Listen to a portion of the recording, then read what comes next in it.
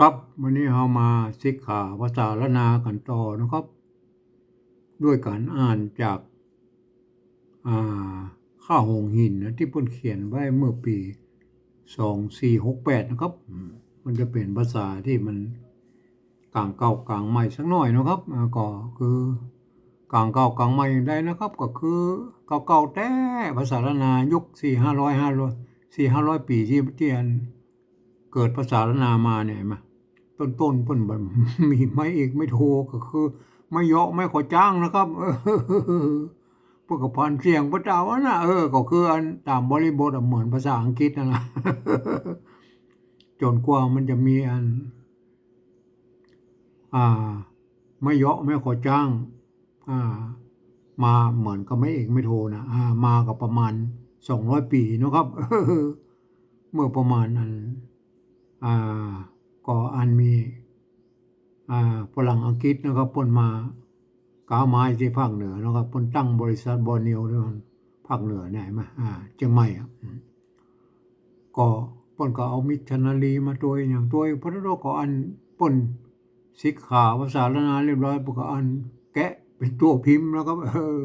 เข้าเป็นแต้นพิมพ์ในโรงพิมพ์แล้วก็ก็พิมพ์หนังสือเป็นเล่มเป็นเล่มว่าเห็นไหมรุ่นนี้มันมีเริ่มมีไม่เหยาะก็คือไม่ซัดไม่ขอจ้างเห็นไหมเริ่มมีมาแล้วเพราะว่าอันเปิ่นก็ยังว่าฝรั่งเพิ่นก็อันศิกขามาของภาษาไทยมาด้วยเนาะครับก็เลยภาษาไทยมันมีไม่อกเอกไม่โทไม่ตีไม่จัตวาใช่ไหมอ่านก็เริ่มมีไม่เอกไม่โทก็คือไม่ย่อขอจ้างมาแล้วนะไกมาอะไรมาจนกว่ามาจนถึงอันอ่า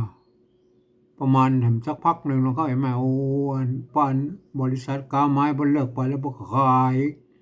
กิจการนั้นโฮงพิมพ์โปเลี้ยงเมืองใจแล้วก็สืบต่อมาทำได้ถึง40-50 ปีก่อนแล้วก็เห็นไหมก็พิมพ์เป็นนั้นหนังสืออันอักขระละนาเนี่ยนะครับเห็นไหมเป็นเล่มนะครับยังมีนะไผมีก็เอามาหัดอ่านนะครับครับเฮาไปกอยเลยนะครับเห็นไหมอันนั้นภาษาอันใดเนี่ยเอาไปอ่าน ภาษารุ่นนี้นะก็มารุ่นนี้ก็จะมีมามันจะมีไม่เยาะไม่ขอจ้างใส่มาพ่องบ่ใส่หลายก็บ่ใส่ก็มีเอาตอนเก่าตอนเดิมนะครับเอามาถึงนี้นะครับสลิดดงบานกินเก้านะครับกินเก้ากินเก้ากับกินเก้ามาแล้วบทก็เขียนมาเป็นกืนเก้ากืนเก้าบานกืนเก้ามาเอากินเก้าก็ได้มาเอากินเก้าอันนี้มันเป็นไม่เกือเป็นกืนเก้ากินเก้าก็แล้วกันนะโอเคพวกก็เขียนไปนะครับเอาละต่อไปนะครับวันนี้นะครับเริ่มวันนี้โปนะครับโปที่สัตว์นะครับโปที่สัตว์สูดลงนะครับเห็นไหมสูดลง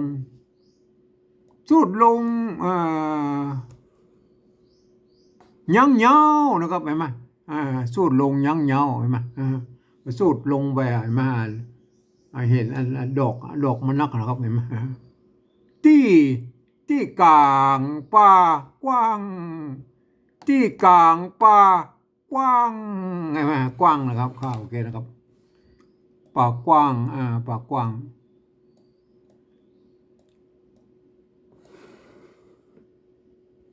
ป่ากว้างลาเนลาเนความจริงถ้ามันมีไม่เกก็เอาหน้ามาสะกดกับล้านนั่นล้านก็คืออันเป็นลาเนมาปนลานะลาเนลานะลาเนลาเนโอเคนะครับเป็นลาเนนะครับลานเนเป็นล้านนั่นแหละเป็นล้านนั่นแหละลาเนลานะมาหอมดอกไม้แม่ไหนดอกเห็นไหมคำนี้ผมเขียนแบบอันโบราณนะครับเห็นไหมตัวดะไม้อากันย้อนแล้วก็ไม้ซัดตั้งบนเห็นไหมไม้ซัดนี่มันเป็นไม้กักนะครับเห็นไหมแทนดอกกะสะกดอยู่รูปนี่เห็นไหมด้านข้างมาหอมดอกไม้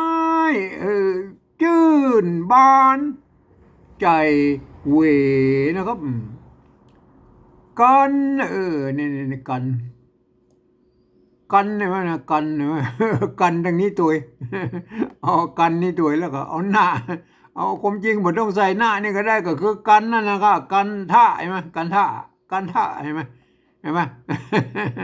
เพื่อนจะเอาอย่างใดของเพื่อนเขียนก็เลย ถ้ามาเอาเขียนเป็นแบบบาลีเนี่ยบ่ต้องใส่อันห่างหน้านี่แม่อย่างนี้ก็อ่านกันนั่นล่ะกันท่านะก็ไอ้มาอ่านกันท่ากันท่าอันนี้ตัวไม่ใช่ตัวจะนะครับตัวว่ากันท่าวิเลนะก็กันท่าวิเลอันนี้เพิ่นเมาแล้วบ่ขี่ละกันท่าวิเลเก็บมาใส่ซ่อมใส่ซ่อมก็ใส่ซ่อมมาซะอันใส่อันมันเป็นเป็นที่ใส่ของนั่นแหละแม่มาใส่ซ่อมเป็นสมัยก่อนเป็นซ่อมแม่อันนี้อย่างเน็บตัวนะตัวบะใช่ไหมหางบะตัวหางนะใช่ไหมตัวนะนะครับหางบะเน็บทัดหูเน็บเน็บทัดหูแล้วเอาแวดอ้อมมาแล้วเอาแวดอ้อมเป็นข้าวพวงงามเป็นข้าวพวงงามดอกไม้นะครับดอกไม้อันนี้เอานะครับเอาห้อยคอหงเอาห้อยคอหงเอาห้อยคอหงนะครับเอาห้อยคอหงเอาห้อยเอาแล้ว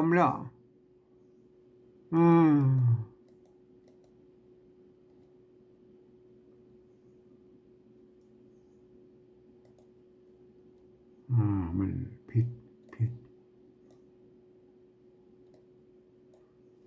เอาห้อยคอหงนะครับขยายมันหน่อยเนาะแอวดงแอวดงอันนี้เสาะนะครับเสาะอันนี้อย่างอันตัวเสาะอันนี้ไม้ไก่นะครับไม้ไก่กิไม่ไก่กิเหมือนโบราณมาแอวดงเสาะซ้ายนะเสาะซ้ายหาเครื่องอันเครื่องอันพุนจามาพูดเขียนเป็นอันตัวละใช่ไหมความจริงพุนมันต้องเอาตัวยะยอยิงเขียนเนาะแล้วเอาจะเนี่ยมาซ้อนยะนี่มาใช่ไหมพวกก็เขียนไปตามความอู้แล้วก็พุนจานะเครื่องอันพุนจานะครับพาราลูกไม้นะครับพาราลูกไม้สุกงามแก่นตามันสุกงามแก่นตาเอาพอเรามันสุกงามเลี้ยงแล้วก็เลี้ยงอัตมาเลี้ยงอัตมาเลี้ยงตัวตนอัตมาเมื่ออดอยากกันเมื่ออดอยากกันแล้วขี่ยนต์หงไปจากที่หันในหิมะวันร่วงนะก็ร่ว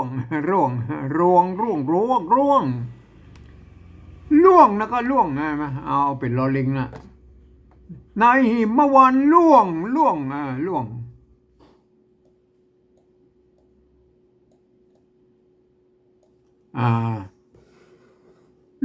ล้อมแล้วก็ไปมาล่างตี้เป็นเกาะล่างตี้ก็เป็นเกาะเหาะไปเป็นน้ำมันดึงน้ำถึงเกาะถึงป่าแสนไก่โยดกำ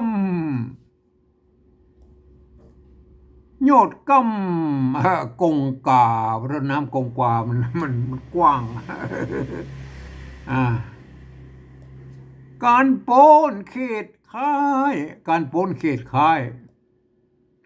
โดยดงพึกขาอันนี้บทเขียนเป็นตรงตัวแล้วพึกขา บึกขายไหมเถิงสาสาสากะลานะเถิงสากะลาฟังฟังฟังตังมันเต้นอย่างตุ๊บตุ๊บตุ๊บตุ๊บตุ๊บตุ๊บฟังตังกำฟังตังกำหน้าพ่อเลลงตามพ่อเลลงตามตามยังพ่อเลลงตา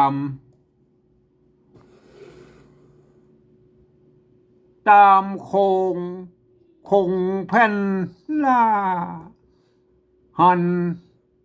เตดต้องจี้เมืองพายอันนี้มันเป็นบาทอันยุบลมบาทนะครับมาเปิ้นเอาบาทสามกับบาทหนึ่งมันยุบรวมกันนะครับลงแล้วเมืองพายนะครับมาโอเคนะครับมาสังเกตเห็นไหมพวกก็เขียนแล้วไปตามก็โอ้แล้วไม่ต้องสนใจซับลากเสืออย่างเสียยังอ่ะมาสังเกตตัวสังเกตตัวตัวก็มันนึกพอนะตัวก็มาพอสังเกตก็เป็นยังอ่ะพอลงตายสายหันปลายมันตายสายมันน่าจะเป็นตามสายตายสายหันปลายวิมานอันนี้อย่างบกก็ว่าอย่างพังแล้วก็พังพังกะพากะมันน่าจะเป็นพังกะเห็นไหมว่าเขียนไปเยอะไหมพังกะนั่นก็คือวิมานพังกะที่มันพังกาน่ะพระทรง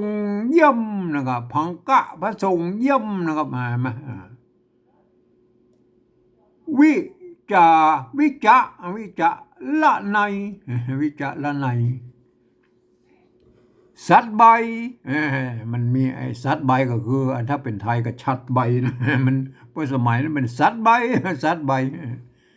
ยอดเลี่ยมนะครับยอดเลี่ยมติดแล้วก็ติดอะไรอย่างติ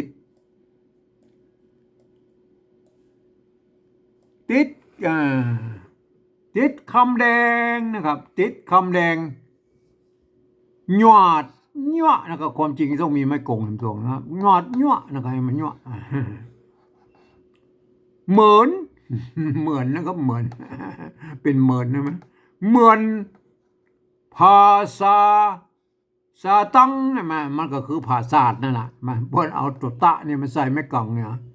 มันศาสตร์มันเป็นเสียงเอกนะครับมาเพิ่นบ่เอาอันมันลงมาได้ในวรรคนี้เพิ่นลงด้วยเสียงสามัญหรือจัตวานะครับก็คือภาษาตังนิเวพังกะนี่เนี่ยพังกะนิเวพังกะพังกะบ้องพังกะบ้องในโขงแห่งห้องเมืองบนเหมือนนั้นเหมือนเมืองบนกับเมืองปุ้นเมืองพระอินทร์บ่เจ้านึกควาดหูนึกแล้วนะน่านึกใจกับมาน้อยนึกใจโอ้หูละหันนิเวศนหันนิเวศนบ่ใจเมืองคนนี่ไม่ใช่เมืองคนมันเป็นปราสาทเหมือนทั้งเมืองบนบ่น่ะโอ้มนุษย์แหล่งล่าไม่ใช่เมืองคนนะเนี่ยจักเป็นแล้วก็จักเป็นต่อแถมหน้านู่นนะครับจักเป็นไปแถมหน้านะจักเป็น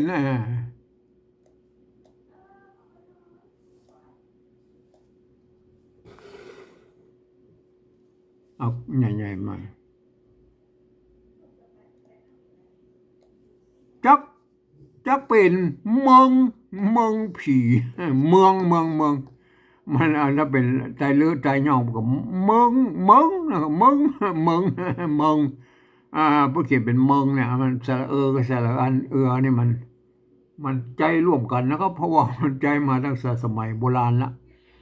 แต่ถ้าเอาเป็นไตโยนเขาก็เมืองนะก็เมืองผียักษ์เย็นแกนก้านะครับเห็นไหมแกนก้าที่นี้แล้วที่นี้แลที่นี้แลแม่นนะครับแลแม่นที่นี้แล้วแม่นก็ได้นะครับแลแม่นที่นี้แลแม่นปาลาปาลาปาลาก็คืออันพานน่ะพานน่ะปาลาปาลาคนปานคนปาลานะคนโอ้ดีเลยเฮ้ยดีเลยลายดีเลยลายดีเลยเฮ้ยฮือหันกับตาหันกับตาเพราะมันจะเป็นอย่างไรวะที่ในพังกาที่ในพังกาพากาที่ไหนพากาที่ไหนพากานะครับเพิ่นจะมีไม้ชัดเลยนะก็พังกานะให้พังกาอันในนะก็ที่ไหนพังกานะพังกาอันนี้ไม่ไก่พุ่นในพาซาดอันนี้พุ่นเอาสคอเขียนภาษาห้องนี่บนขีดไปมาเพิ่นเอาภาษาซ้อยนะภาษาซ้อยจักเป็นสิ่งสังจักเป็นสิ่งสังนักเบาก็มันนักไปเอากะมันไปเลยแล้วมาเอายมเอาไปป่นกันหมดอ่ะนักเบาเลขหรือเลขเอาเลขดีกว่านะความจริงนะยังมันเป็นเลขเอาไม้กะใส่ได้แน่หรือไม้ซัดนะครับแบบสมัยปัจจุบันสมัยนั้นเพิ่นมือถือแล้วอ่านไปนะครับเล็กน้อยนะก็เล็กน้อยไม่ใช่เล็กน้อยนะก็เล็กน้อยอันนี้เรามันเราก็คือเฮานั่นแหละเฮาเวลาเพิ่นเขียน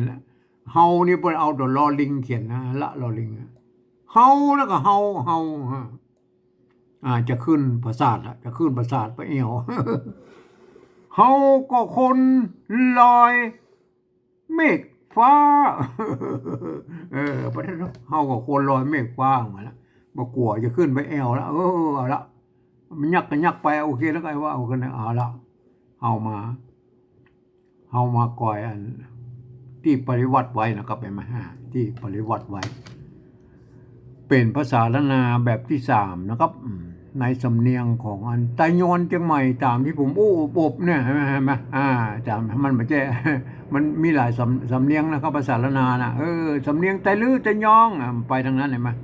สำเนียงอันไตโยนนะครับเห็นไหมโอ้เครื่องบินมาลงโพธิสัตว์อันนี้โอ้เขียนงามๆเลยนะครับโพธิสัตว์สูดลงยังเยาจี้กลางปากกว้างลาเนใช่ไหมตัดไม่เก๋ก็ลานนั่นแหละครับเห็นไหมลาเนมันต้องลงด้วย2 กำนะลาเนพวกอย่าเมากองก็ไอเว่ไว้ไหมมาหอมมาไม่ใช่หอมมาหอบนะครับมาหอบดอกไม้เนี่ยหอบดอกไม้ไปเอาเป็นปุ๊กเป็นนั้นเป็นหอบแล้วก็เห็นไหมดอกไม้มันนักชื่นบานใจเวกันทะวิเลเก็บมาใส่ซ้ำมันมีกลิ่นซ้ำเป็นกระบุงนะมันต้องเก็บมาใส่หมดโอเคแล้วก็เห็นไหมเน็บทัดหูเอาเน็บใส่หูอันใส่หูนี่พอเน็บหูไอ้เน็บหูนะแล้วเอาแวดอ้อมเอาแวดอ้อมก็คืออันเป็นข้าวพวงงามดอกไม้เอาแวดอ้อมอันหงหินนั่นแหละพาลาลูกไม้สุกงามแก่ตาพระไอ้ต้นอันผลไม้มันสุกงามเลยหน่อยว่าเป็นเลี้ยงอัตมาก็กินเมื่ออดอยากกันเมื่อมันหิวแล้วก็โจดผลไม้แล้วก็ผลพารามนะนักในป่าหิมวันแล้วขี่โยนหงไปจากที่หั่นในหิมเมื่อวัน ล่วงล้ำล่วงล้ำหิมวันไปแล้วล่างตี้เป็นเกาะเหาะไปเป็นน้ำเส้นไก่โยดกำกงกาแล้วมันไก่โยดกำกงกาพอแลลงบินอยู่บนหรอกครับบินหงหินตามโคงแผ่นล่าพอส่งลงมาแล้วก็เห็นไหมหันเต็ดต้องจี้เมืองพายเมืองผีพายเมืองยักษ์ผีพายเอาละมาสั่งเกตสังเกตตวกนะครับมันตกมันไม่เก๋ไปหรอกสระเอมาสังเกตตวกพอลงตามสายตะกี้มันเพิ่นเอาตายสายนะเอาตามสายนะครับพอลงตามสาย หันไปวิมานพังกะพระสงฆ์เยี่ยมหันไปวิมานวิจาลนาวิจาลในสัตว์ใบยอดเลี่ยมติดคำแดงหยวดเงาะหยวดเงาะแล้วนะกันไหมเหมือนภาษาตังเห็นไหมภาษาตังก็คือภาษานะปราสาทนะปราสาทภาษาทนะครับเห็นไหมเปิ้นห้องเป็นภาษาทเหมือนภาษาตังนี่เวพังกะพังกะพังกะไม่บอกว่าไปนะครับอันเป็นโดมอันนี้มันอยู่วิมานนะโดมวิมานพังกะนะในโคงแห่งห้องเมืองบนมันเหมือนนั้นปูนเมืองบนก็คือเมืองอันนั้นเมืองเทวดาเมืองข้างบนมันละมันแจ้อันนี้มันมันมาแจ้อันเมืองอันคนนั่นแหละมาเจ้านึกขวาดหูหันนิเวศนบ่ใจเมืองคนมนุษย์แหล่งล่าเนี่ยแหละจักเป็นเมืองผียักษ์เย็นแก่นกล้ามันเมืองยักษ์นี่หว่าที่นี้แล้วแม่นแลแม่นเลยแล้วแม่นเอามาที่นี้แลแม่นก็ได้นะครับแล้วแม่นก็ได้ที่นั้นแลแม่นปาลาเอาแลก็ได้แล้วก็ได้นะครับเหมือนกันที่นี้แลแม่นปาลานะครับปาลาดีแลหายหันกับตาที่ในพังกาพังกาอะไรไหมตะกี้พังกาพังกะพังกาเห็นไหมในภาษาสร้อยไม่ในภาษาสร้อยจักเป็นสิ่งสั่งนักเบาเล็กน้อยเฮาก็คนลอยเมฆฟ้าประทัดมากว่าอย่างนั้นบุเข้าไปกวยเมืองยักษ์เนี่ยมันเป็นมาก็เอามาปะอย่างกับหู้เนาะมันลงไปกวยแล้วเนี่ยได้มันจะปะอย่างหู้วันพุกนี่เนาะวันนี้เอาแค่นี้ก่อนนะครับ